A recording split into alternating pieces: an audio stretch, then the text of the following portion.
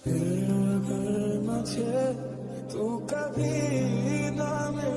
দাঁড়া, মুড়ি কিন্তু শেষ হয়ে গেল, পরে কিন্তু আমার কাছে টাকা চাইস না। আরে রাখ তো তোর মুড়ি, খা তুই। হিরো মামা, ডাল মে কুছ তো কালা হ্যাঁ। কালকে প্রথমবারের মতো একটা মেয়ে ফ্রেন্ড রিকোয়েস্ট অ্যাকসেপ্ট করছে। আমি শিওর ফেকাই। ফেকারি কেন বে? তোর কি মনে হয় আমার আইডির নাম ব্যর্থ বালক কেন দিছি? এর আগে একটা মেয়ের সাথে 3 মাস চ্যাট করছি এমবি কিনে কিনে। আমি তো খুব খুশি, রিচার্জ করে দিতে বললে রিচার্জ করে দিতাম, বাবার পকেটের টাকা চুরি করে। মনে হইতো এটা আমার দায়িত্ব। তারপর তারপর আর কি, ওইটা আমাদের ক্লাসের ফাইনের ফেক আইডি ছিল। শালা আমার বার্থডে দিন আমার ছেকা দিয়ে দিছে। তার মানে মামা তুই আমাদের ফাইমের কাছে চাইছিস? মান ইজ্জত সব শেষ। মজা নিস না তো, আমি শিওর তোর এটাও ফেক আইডি। আরে ধুর, কি বলস? আমার সাথে তোর কথাও হইলো। কথা হয় না, আমার শুধু চ্যাট হয়েছে। নাম্বার চাই দিস, জীবনও দিব।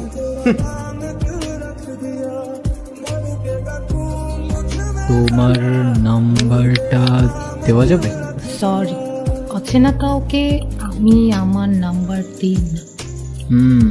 বুঝতে পারছি, এটা তোমার ফেক আইডি। ফেক আইডি মানে? রিপ্লাই দিব না এখন। ওই হ্যালো, রিপ্লাই করো না কেন? এখন কেমন লাগে?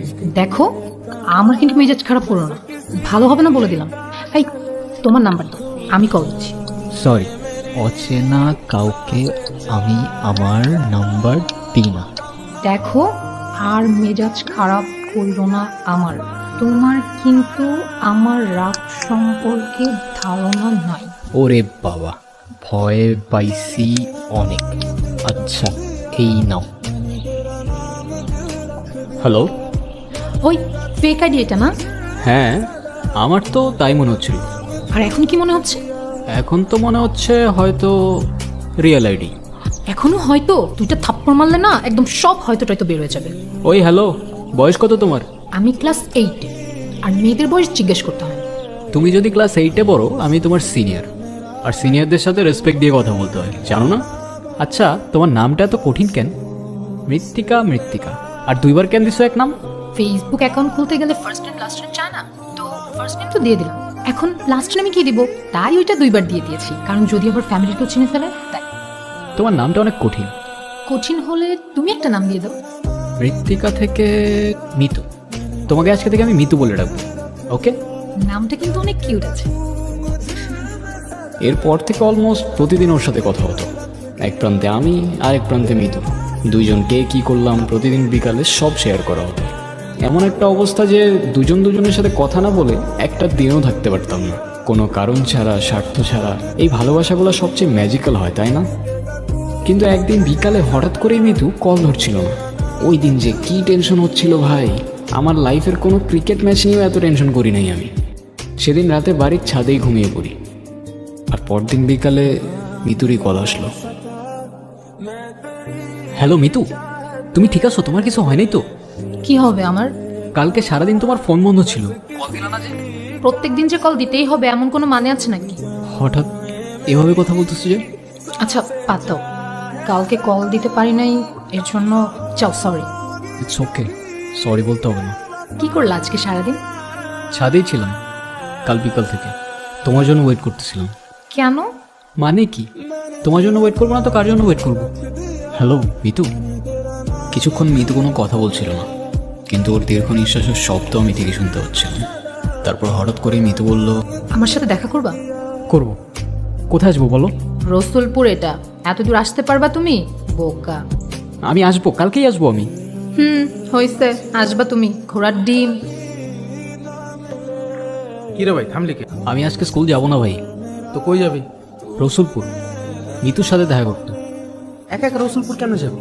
কেমনে যাবো জানি না ভাই, কিন্তু যাইতে আমার আজকে হবেই। তুই শুধু আমার একটা কাজ করে দিতে পারবি? কি কাজ? প্রেজেন্টটা দিয়ে দিস, নাইলে জালাল স্যার আবার বাসায় কল দিয়ে নালিশ করবে। ওকে দিমুনে, যা।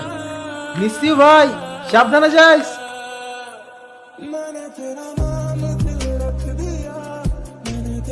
মিতু দেখা করতে আসবে কিনা জানি না, কিন্তু আমি ঠিকই চলে আসলাম রসুলপুরে। জীবনে প্রথম একা, আর এত দূরে আসলাম।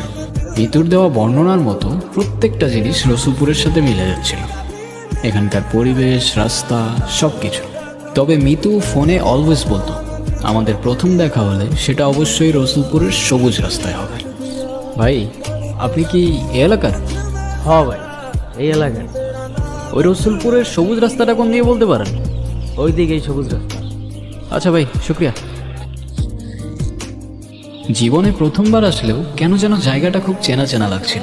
বোকার মতো এসে তো বললাম, এখন মিতুর সাথে দেখা কিভাবে হবে সেটার ব্যাপারে ঠিক আইডিয়া ছিল না। আপনারা ভাবতে পারেন একটা কল দিলেই তো হয়, রাইট? আমার কাছে ফোন থাকলে তো দিব। আমি যে ফোনটা চালাতাম ওটা তো মায়ের ফোন ছিল। কিন্তু একটা জিনিস ভাবতেই অবাক লাগছিল, যে মেয়েটাকে কখনো চোখেই দেখিনি, তার জন্য কোথায় থেকে কোথায় চলে আসলাম।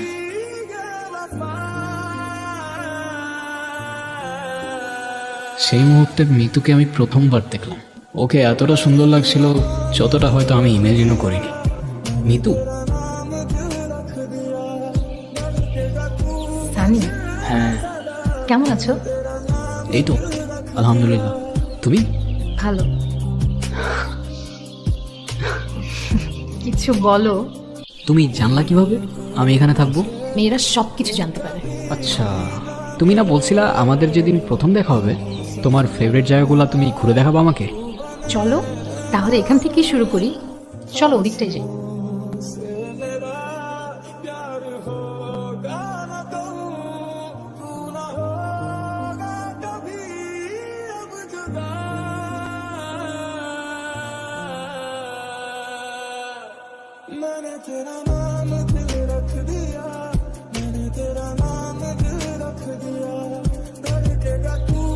আমি প্রথমে ভাবছিলাম তুমি মজা করতেছো, তুমি যে সত্যি আসবা আমি ভাবিই নাই।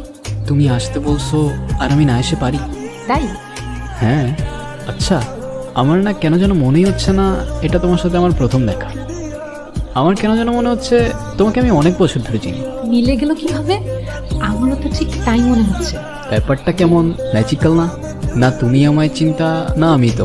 কোথায় তুমি থাকতা আর কোথায় আমি, তাও আমাদের কিভাবে দেখা হয়ে গেল, ফ্রেন্ডশিপও হয়ে গেল। শুধুই ফ্রেন্ডশিপ? আই গেস ফ্রেন্ডশিপ থেকেও আরো অনেক বেশি কিছু। তুমি কালকে আমাকে জিজ্ঞাসা করছিলে না আমি তোমাকে কেন ফোন দিছিলাম না? হ্যাঁ, আমি তোমাকে মিথ্যা বলছি। আমি জানতাম, আমি খুব ভালো করেই জানতাম যে তুমিও আমার সাথে কথা না বলে থাকতেই পারো না। কি হয়েছিল বলো না আমাকে। ভাইয়া সেদিন মারছে আমাকে। মারছে কেন? সেদিন সকালে তোমার সাথে মেসেজ করতেছিলাম, ভাইয়া দেখে ফেলছে। ভাইয়া আমাকে জিজ্ঞাসা করছে ছেলেটা কে। আমি বলছি আমার ফ্রেন্ড। তারপর আমার আর কোনো কথা না শুনে আমাকে অনেক মারছে, আমার ফোনটাও নিয়ে গেছে। আচ্ছা তুমি কান্না করো না, দেখো সব ঠিক হয়ে যাবে। আমার না আর এখানে একটুও থাকতে ইচ্ছা করে না। আচ্ছা সব ঠিক হয়ে যাবে, তুমি কান্না করো না প্লিজ। কান্না করে কি হবে বলো? কে রে তুই? নাম কি তোর? সানি। সানি, এখানে কি তোর? এখানে কি করতে আসছস? ভাই, ওরা সকালে দেখে আমার সন্দেহ মনে হয়েছে। এখানে কি করতে আসছস? ওর সাথে দেখা করতে। কার সাথে? আমার বোনের সাথে? ভাই আমার কথাটা শোনেন, আমি বোঝাই বলতেছি। তোর কথা শুনবো মনে? তোদের মতো শহরের পোলোক আমার খুব ভালো করে চেনা আছে। ভাই আপনি কিন্তু না বুঝেই ভুলভাল বলতেছেন। তোর সাহস তো কম না, তুই আবার আমার মুখে মুখে কথা বলস। আমার বোন তোর সাথে দেখা করতে আসবো কেন? আমার বোনকে আমি চিনি না? বিশ্বাস না হলে আপনার বোনকে জিজ্ঞাসা করেন। হ্যাঁ মিথিকা, এদিকে তাকা আমার দিকে। তুই ওরে চিনোস? তোরে তাকাইতে বলছি, আমার দিকে তাকা। ওরে চিনোস তুই? না ভাইয়া, আমি ওকে চিনি না।